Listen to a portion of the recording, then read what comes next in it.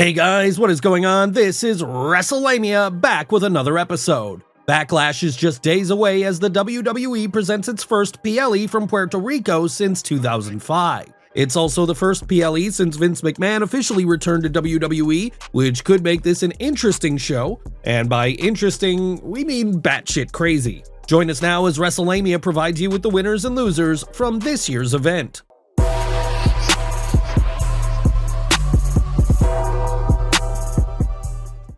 SmackDown Women's Championship match, Rhea Ripley defends against Zelina Vega. It's a classic underdog tale as Zelina Vega takes on the Nightmare for her chance at championship gold. Although Vega isn't well known to WWE fans as a wrestler, she's no stranger to the squared circle. The only problem is that she faces a monster of an opponent in Rhea Ripley. While Rey Mysterio reminded Vega that it's a wrestler's heart and mind that wins matches, that may be easier said than done when Vega steps into the ring against the Nightmare. Nonetheless, Vega has the home crowd advantage as she'll have a capacity crowd of her fellow Puerto Ricans cheering her on. This is going to be the type of match that harkens back to the territory days when a world champion would pop in to wrestle the hometown hero and make them look like $1 million in defeat. While it might seem counterintuitive for Rhea to give Vega any type of offense, this entire match is built around the idea of the Nightmare underestimating Vega and the fans fueling her with their emotion. This could be one hella emotional roller coaster ride as Zelina seemingly overcomes the odds and is poised to capture the gold.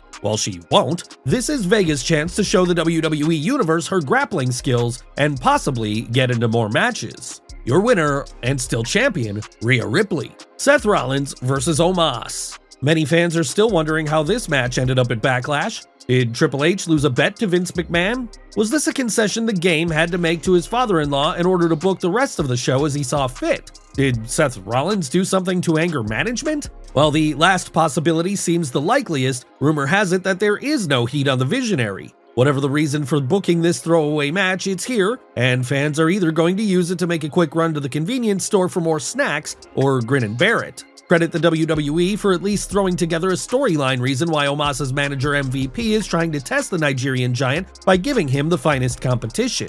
Omos isn't a great Khali-like big man who ambles around the ring, but he typically faces bigger men than Seth Rollins, unless he's squashing opponents in the blink of an eye. Seth is a wrestler's wrestler, so expect him to make the most of this match. While Rollins' skills exceed that of Omos, Omos has shown a willingness to learn, as well as an impressive learning curve, so this match may not be the negative star dud some fans are expecting. If Omos and Seth can deliver a good match, it says a lot for Omos' future, and with the big man now working as a free agent, it could mean even more for his future. This match is going to be a classic David versus Goliath battle with Seth selling like a used car dealer with 24 hours to make 10 sales.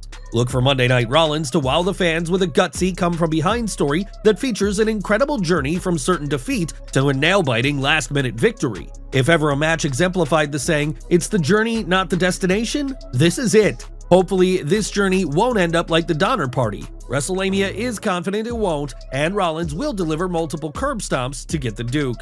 Your winner, Seth Rollins. Cody Rhodes versus Brock Lesnar. Poor Cody Rhodes. It's been a rough month ever since he lost to Roman Reigns at WrestleMania 39, leading to some of Rhodes fans wondering whether Vince McMahon played the long con on the American Nightmare, offering him the world only to crush his dreams. It may seem like it, especially after Cody comes up short against Brock Lesnar. Not only does Wrestlelamia believe Cody is going to lose to the Beast, but we think he's going to get squashed into a stretcher job, taking Cody back to square one, where he reevaluates his career and begins the long road back to the world title picture, culminating in a rematch against Roman Reigns. Your winner, Brock Lesnar. San Juan Street Fight, Bad Bunny versus Damien Priest. Two former friends are now bitter enemies as Damien Priest chose his partners in crime in the Judgment Day over his friendship with Bad Bunny. Will the street fight stipulation work in Bad Bunny's favor as he faces a bigger and more experienced opponent? Expect plenty of outside antics as the Latino World Order works to keep Priest's Judgment Day teammates from interfering,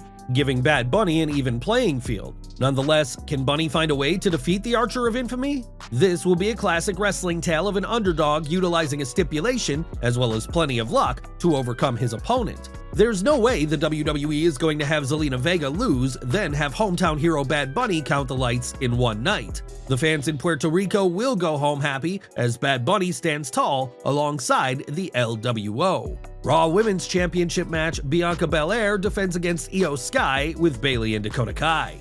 Damage Control's Iyo Sky is looking to make a name for herself on the main roster by becoming women's champion.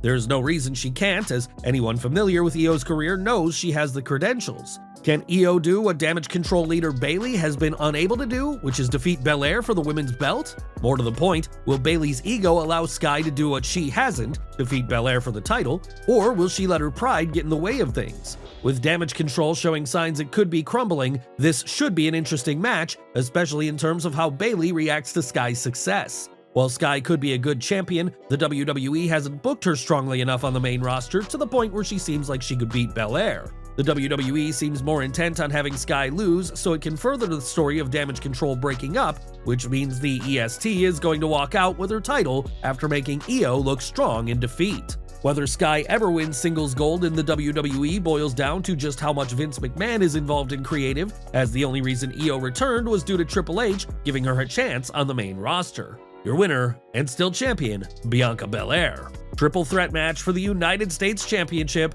Austin Theory defends against Bobby Lashley and Bronson Reed. Once again, Austin Theory finds himself against two formidable opponents. Theory is a talented wrestler who has shown an uncanny ability to spot the opening he needs to win a match, even when he faces a more experienced or stronger opponent. A-Town has repeatedly shown this in the past, playing two opponents against each other in order to retain his title, despite the odds seemingly stacked against him. Here, Bronson Reed and Bobby Lashley may be too focused on destroying each other in order to take out the champion, giving Theory the tools to retain his US title yet again. While the now and forever champion is a nickname that's best suited for Roman Reigns, is he ever going to lose the Undisputed Championship?